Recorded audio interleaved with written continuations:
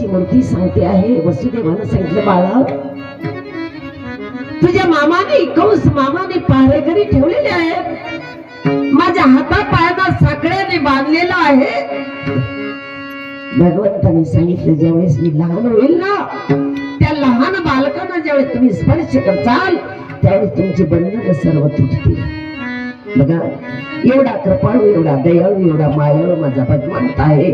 6 विकाराचा नाश केल्यानंतर तो स्वतः भगवंत आपल्या हृदयामध्ये येतो, नव्हे नव्हे आपल्या घरामध्ये प्रगट होतो. मला एवढी सुंदर मूर्ती सांगितली. आणि छोटस बाळ, आता वेळ नाही, लवकर लवकर सांगायचं आहे. एक छोटीशी टोपली घेतलेली आहे, बाळाला त्या टोपलीमध्ये घातलेला आहे.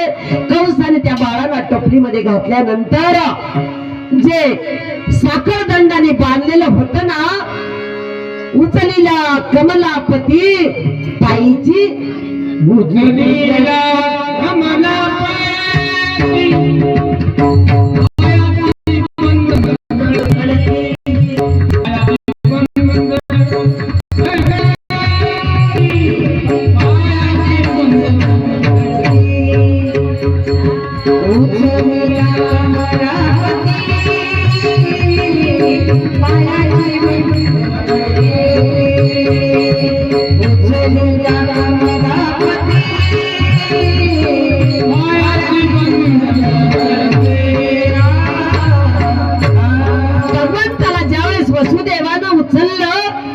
जे साखर दंडानं बांधलेलं होतं ना, ते सर्व खाली गळून पडले.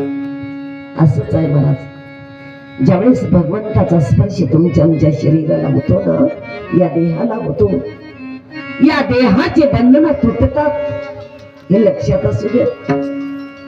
आपण जात नाही त्यांच्यापर्यंत, आपण पोहोचू शकत नाही. बंधन जर तुटायची असतील ना, संसारातली बंधनं जर तोडायची असेल तर एकच करा, त्या भगवंताचं नामस्मरण करा. नव्हे नव्हे त्याच्या सानिध्यामध्ये जा. वसुदेवाने डोक्यावर घेतली टोपली, बाहेर आले.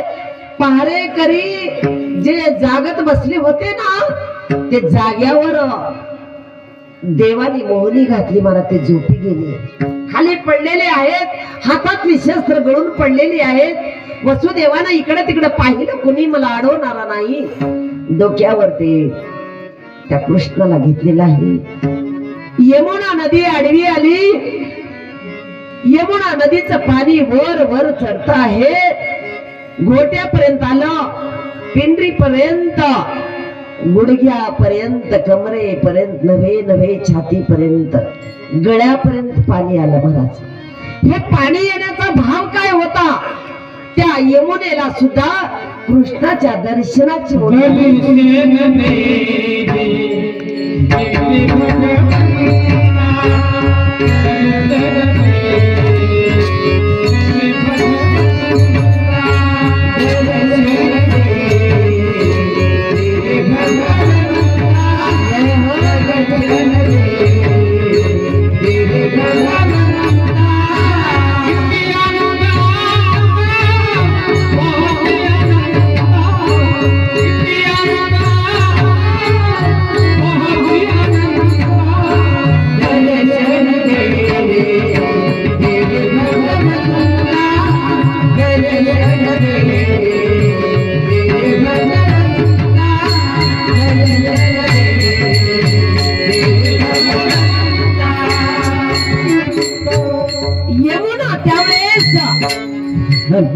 वर चढते.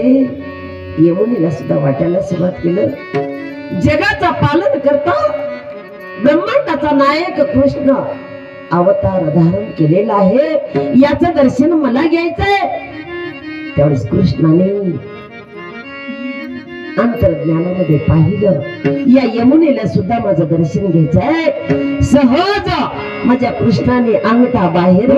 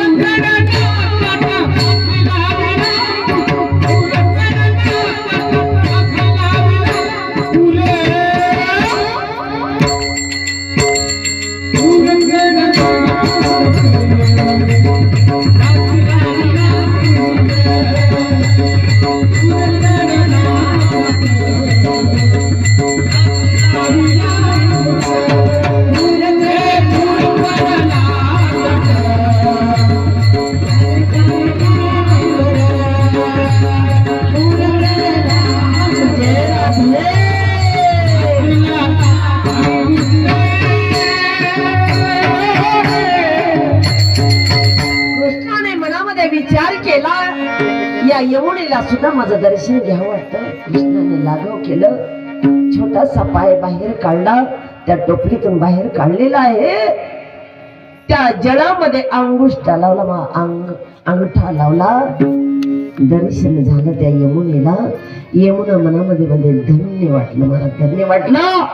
आणि यमुनेचं पाणी सरकन खाली सरकलं आणि माझ्या वसुदेवाला जसा आपण भांग पाडतो ना, तद्वत त्या न्यायाने यमुना दोन्ही बाजू दुभंगली, मला दोन्ही बाजू जसा भांग पाडतो ना महिला, तद्वत त्या न्यायाने रस्ता झाला. वसुदेवाने कृष्ण परमात्म्याला डोक्यावर घेतलेला आहे आणि नंदाच्या घरी आले. देवाने लाघव केलं. यशोदा झोपलेली आहे. यशोदेच्या समोर माया जन्मली उपजलेली आहे. त्या मायेला आत घेतलं आणि कृष्णाला तिथं ठेवलं. लाघव बघा भगवंताचं. ज्या वेळेस माया उचलली आणि वसुदेव त्या यमुनेतून निघतात आणि तुरुंगामध्ये त्या मायेला ठेवल्या बरोबर मायेनं काय केलं, मोठ्याने ओरडायला सुरुवात केली. माया एवढा मोठा गोंधळ ऐकला. पहारेकरी जे झोपलेले होते ना, मोठ्याने रडायला सुरुवात केली ही माया. त्यावेळेस सर्वांना जाग आली आणि कंसाला पळत पळत जाऊन सांगितलं, पहा आठवा मुलगा जन्मलेला आहे. राजा तुमचा शत्रू जन्मलेला आहे. कंसाने एका क्षणाचा विचार न करता जवळ येतो आहे. तुरुंगाचे कुलप काढले आणि ज्या कंस देवकीच्या समोर उभा टाकलेला आहे. देवकी ते 8वं मूल मला दे. देवकीने सांगितलं, दादा नको, असं करू नको. त्यावेळेस कंस ऐकायला तयार नाही.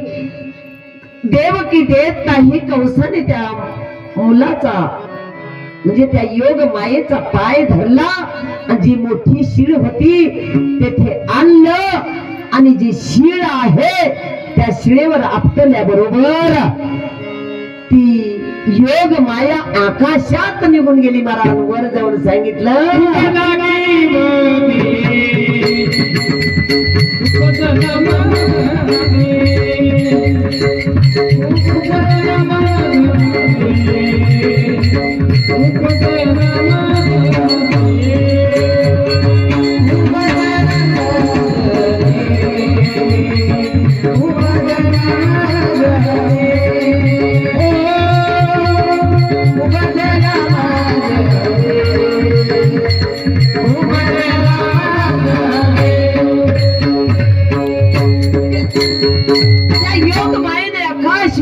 केली बाबा.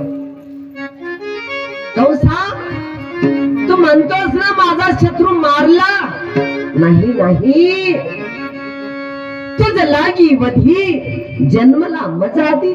माझ्या अगोदर तुझ्या वैर्याचा जन्म झालेला आहे.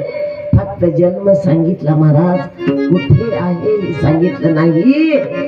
कृष्ण कंस भयभीत झालेला आहे. ती योग माया ज्या हातातून निष्ठली, वीज चमकावी तशी आकाशामध्ये चमकून गेली. भयभीत झाला, थरथर कापायला सुरुवात केला. कंस इकडं तिकडं पाहायला सुरुवात केलं. दचकला, मला दचकला. परंतु